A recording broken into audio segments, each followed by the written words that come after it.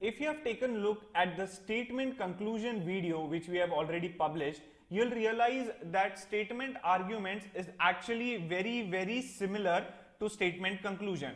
The only difference in statement arguments is as follows. First they'll give you a statement, then they'll give you two or more arguments, okay, and you have to decide whether the argument is strong or if the argument is weak. It's very easy, there's nothing to it, you just have to determine which argument is strong, which argument is weak. This table tells you what kind of arguments would be considered strong, and this side tells you what kind of arguments would be considered as weak. We'll come to the table, but before that let's take a look at few more things related to statement arguments, okay. Now in statement argument, what you need to do first is you need to use logic and common sense, okay, while deciding whether an argument is strong or weak. The first thing is that whatever is given in the statement, it is always true. We have to take it as absolute truth, okay. Now using whatever is given in the statement, then you have to use your logic and common sense just like statement conclusion, but you have to make sure that you also consider the morals, you also consider the ethics, and you also consider the current happenings or general knowledge that is there, okay, in the world. What is happening right now, whatever is happening in the world, we have to consider those things also depending on that, but it is not given that much importance, but that should be kept in perspective while deciding whether an argument is strong or weak. We'll see examples how we can keep this morals, ethics and general knowledge and all that stuff in perspective while deciding whether an argument is strong or weak, okay, in further examples. But please remember, consider morals, ethics. In statement conclusion over here, you never consider morals and ethics, but over here in statement argument, you have to consider morals, ethics to a certain extent, okay. Now coming to the most important point when it comes to statement and argument, it is practicality, okay. Whatever argument is there, that has to be practical, that has to be implementable. You cannot have anything arbitrarily. Like for example, if someone says the distance between USA and Japan is too high, so what to do? So argument can be made that man should have wings and man should fly from US to Japan or Japan to US. So it is not at all practical, right? It is some like assumption or over exaggeration or some that kind of thing that makes the argument very weak. So to have a strong argument, you should take care of practicality. The argument must be very practical. Now let's take a look at what kind of arguments are strong and what kind of arguments are weak. First, strong argument. Whenever the argument is regarding security of a nation, okay, our nation or something like that, then it is a very strong argument. Again, socio-economic development of the country, it is a strong argument. Universal truth, like for example, if people say that matter, the smallest element of matter is atoms, so it is a universal truth, it is proven fact. So universal truth is always a strong argument. Then instructions from a supreme authority. What do you mean by supreme authority? So like the constitution or the president or the prime minister, all these people can constitute a supreme authority or a superior in a company, or your supervisor or the CEO, management and board of directors, all that stuff. These are supreme authorities and any instructions or orders given by them are to be considered as strong argument, okay. Next is facts, but not any fact or any statement. It is facts based on experience or a proof. Arbitrary sentences which have no basis or no experience or proof, those cannot be considered strong argument. Only facts based on experience or proof. Then educational development comes under socio-economic development of a country, okay. Now apart from this, there is another thing that I would like to add when it comes to strong argument. It is whenever the argument is in the form of an advice or a suggestion, okay, and if the advice and suggestion is practical, then it should be considered as a strong argument, okay. If the advice or suggestion is not relevant or it is not practical, then it is not a strong argument, but advice and suggestion mostly is very strong argument.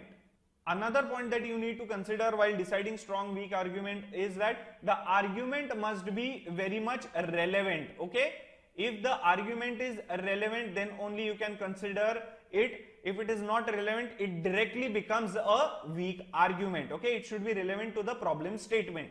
Now, let us see what all are weak arguments. We have already seen an irrelevant or irrelevant argument is a weak argument. Now, over exaggeration, just like man should have wings and all that stuff, and I should fly, I should go above the clouds and all that stuff, that is over exaggeration. That constitutes weak argument. Assumption, assuming some things without any proof, any concrete evidence, then it is a weak argument. Now next, words like each, nothing, every, all, only, I'll add a few more, none, no one, etc. These constitute a weak argument. Why? Very simple reason. Not all people or all things are same or similar. Okay, each individual is different. So including every person, all people, or not including any person or no people or something like that, this cannot happen. That makes an argument very, very weak. You cannot say every person in this world is intelligent or every person in this world is stupid or something like that, because it is a very, very weak argument. You cannot keep everyone in the same line. Okay, each person is unique. Next is comparison. When you compare two or more things, right? When you compare two or more things, it is a weak argument. Again, comparison is similar to this, that not all people are same. Then ambiguous. Ambiguous means unclear, okay, or not exactly explained, not properly explained, or there are two or more meanings to it. So we are very hesitant to decide what exactly the person is trying to say. So such ambiguous arguments are weak. Half explained arguments are also very, very weak. So this is what is strong and weak argument. Statement: should military training be made compulsory in our country? Arguments: yes, every child should go through this training. No, it is not compulsory in USA. Now we have seen the table. Whenever we see the word every, it is a weak argument. Okay. Also, second argument: no, it is not compulsory in USA. Here comparison is made between our country and USA. So this again for comparison becomes a weak argument. Now why weak argument, both of them? Now over here what they say, every child should go through this training. Now emotionally, if you think emotionally, this is very right. No, there should be military training. Everyone must be capable of defending our country and all that stuff. But not every child is strong physically. Okay, not every child is strong mentally. So not the military training is not suitable for every child. So making such common assumptions or putting everyone in the same caste or same format or something like that is not correct. It is not logical. So whenever there is word every or something like that, always make it a weak argument. Now over here, no, it is not compulsory in USA. Again, we are trying to compare ourselves with USA. USA might be at a different level when it comes to development or when it comes to defenses. We are at a different level. So we cannot compare ourselves with USA or some other country. Okay. So since it is comparison, it is weak argument. So neither 1 nor 2 is strong. So answer is D. This is the format of sum that is asked. They give you statement, they give you 2 arguments, and they'll have 5 options. If only argument 1 is strong, A. If only argument 2 is strong, B. C. If either 1 or 2 is strong, D. If neither 1 nor 2 is strong, and E. If both 1 and 2 are strong. Okay. So these options would be given to you. So here the answer is D. Should private sector be allowed to participate in development of railways? Arguments are yes, this is one of the ways to provide better services to the public. Yes, this is a strong argument. Why? Because this is related to development of the country. Again, I am telling, see the table, by heart the table regarding strong and weak arguments. Okay. Next, no, there will be exploitation and fares may also increase. Now over here, you might again emotionally think this is a very strong argument, but it is not. It is a weak argument. Why? Because by not allowing private sector, we are going against the development of a nation. Development of the nation, socio-economic development of nation is a strong argument. Going against a strong argument, that means it is a weak argument.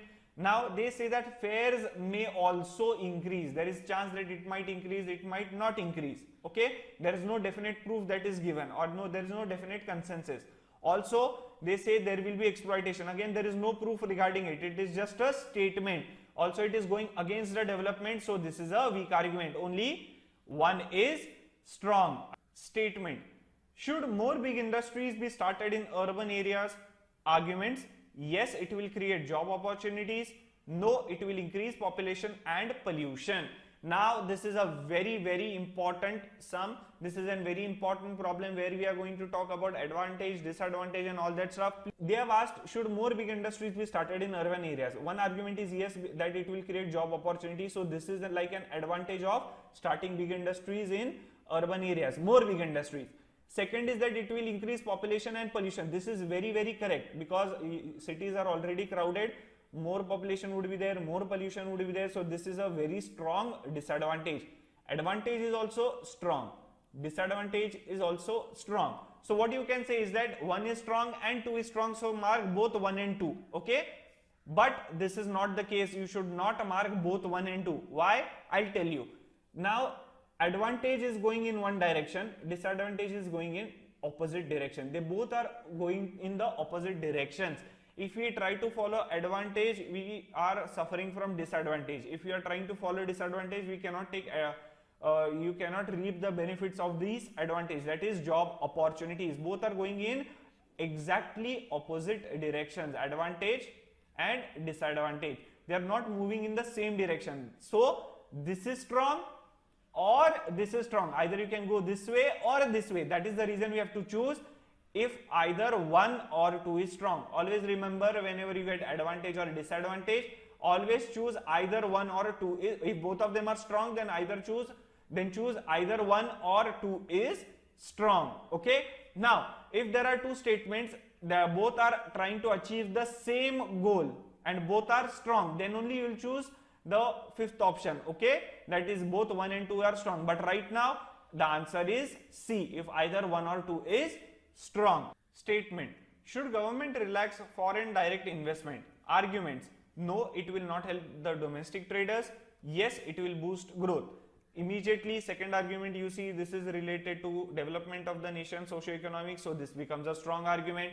Now the first one over here, what do we see? No, it will not help the domestic traders. Now if you look logically, what happens due to foreign direct investment? We get foreign currency, we get foreign technology. So whatever foreign currency, foreign technology is there, it would help the domestic traders also. It would, because of the technology, because of the competition, they would become better and better. Okay, so this is a very weak argument which is going against the development. Okay, since it is going against the development, it becomes a very weak argument. We cannot remain isolated in this world. We have to interact with other nations, and to be good at that, to be better than other nations, we should allow other people's technology, foreign currency to come into India to a limited extent, right? So this is a very weak argument. This is strong. So answer is B. Only argument 2 is strong. Statement: should basic computer knowledge be made a compulsory subject? Arguments: no, there are many other important courses available which should be made compulsory. No, students should be given the choice. Now over here, look at the first argument. Here they are talking about in the statement basic computer knowledge. We, just like we learnt in the tips at the start, that we have to take care of the current happenings in the world, where the world is going, what exactly is going on. So we can know that basic computer knowledge is the need of the time. You need to have basic computer knowledge. You need to know how to handle a computer, how to how to operate internet, or how to surf on the net, how to send a mail and all that stuff, because that is going to be the norm in the future. So not making basic computer knowledge compulsory and giving importance to other courses is not an option. We need to have basic computer knowledge. So the first one is a very weak argument. There might be other important courses. Okay, you can make basic computer knowledge as compulsory, and you can even have other important courses which could be made compulsory, but you cannot skip computers. Okay, you cannot skip basic computer knowledge. So the first argument is weak. Now here second argument is students should be given the choice. Now you might be tempted to mark this again as a strong argument, that we cannot force anyone, we have to make it the choice of the students. If the students don't like it, then we should not make it compulsory. But again, this is not a strong argument, this is a weak argument. Okay, why?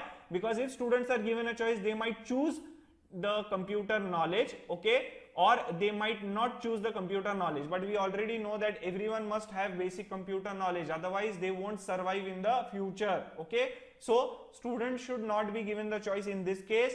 Students should learn computer knowledge, at least the basics should be known to them. So again, second is also a weak argument, so both are weak, so neither is strong, so answer is D. Moving to the next question. Statement: is the government justified in spending such a huge amount on space mission? Arguments: yes, space missions of the country are of paramount importance. No, if this amount is spent on development work, everybody will benefit from it.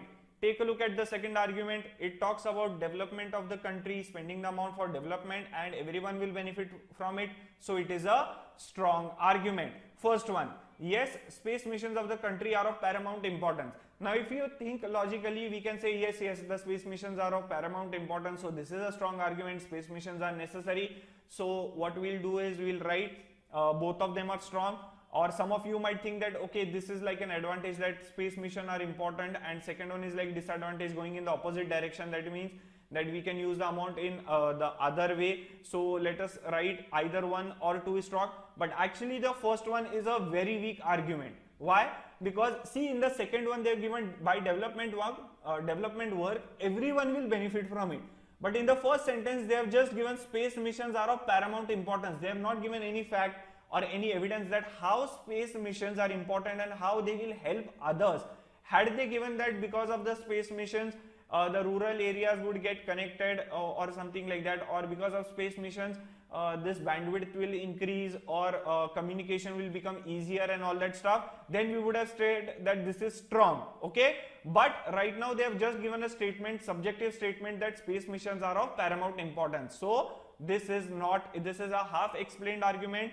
Also, this is a very weak argument because there is no justification, or it is ambiguous. We cannot determine whether the space missions can be beneficial for all or whether it would be beneficial for a select few. So only the second one is strong. So answer is B. Statement: should government close down loss-making public sector enterprises? Arguments: no, all employees will lose their jobs and earning. Yes, in a competitive world, the rule is survival of the fittest. Now, the second argument is a universal truth. We know that we need to compete in this world, otherwise you won't survive, okay. Now, the first one, no, all employees will lose their jobs and earnings. Here, you might think this is very strong, this is very correct, morally, ethically, this is the correct argument, we should follow it, but it is absolutely not practical. If government continues with the loss-making public sector enterprises, government will go into more loss. So this is not practical. So this is a weak argument. Don't get emotional. See the practicality of the argument also. So the answer is B. Statement: should capital punishment be abolished? Arguments: yes, it should be abolished because life is the gift of the God. Even the state has no right to take away one's life. No, ignorance of law is making all the culprits fearless. So to reduce the crime rate, capital punishment is necessary. Take a look at the second argument. It says to reduce the crime rate, capital punishment is necessary. So based on some fact or some experience that because of capital punishment, crime rate is decreasing, some stats or something like that is given. So this becomes a very strong argument, okay. Here it is properly explained. It is facts are presented with experience of crime rate reducing or increasing of crime rate, okay. Now the first argument, yes, it should be abolished because life is the gift of God. Now this is like some people might believe in God, some might not believe in God. So this is like we cannot decide whether this is universal truth or not, okay. So let's see what is the next sentence. It is even the state has no right to take away one's life. This we know for sure is a universal truth. No state has right to take away a person's life or an individual's life. So both of them are strong, okay. So both 1 and 2 are strong. Now here there is no advantage or disadvantage. Since there is no advantage or disadvantage and both are strong, it is not necessary to mark either 1 or 2 is strong. Both of them can be strong at the same time. Both of them are talking about capital punishment. So since it is not advantage, disadvantage, don't mark either 1 or 2 is strong. Mark both 1 and 2 are strong. It's very easy. Just practice and you will be able to master this topic.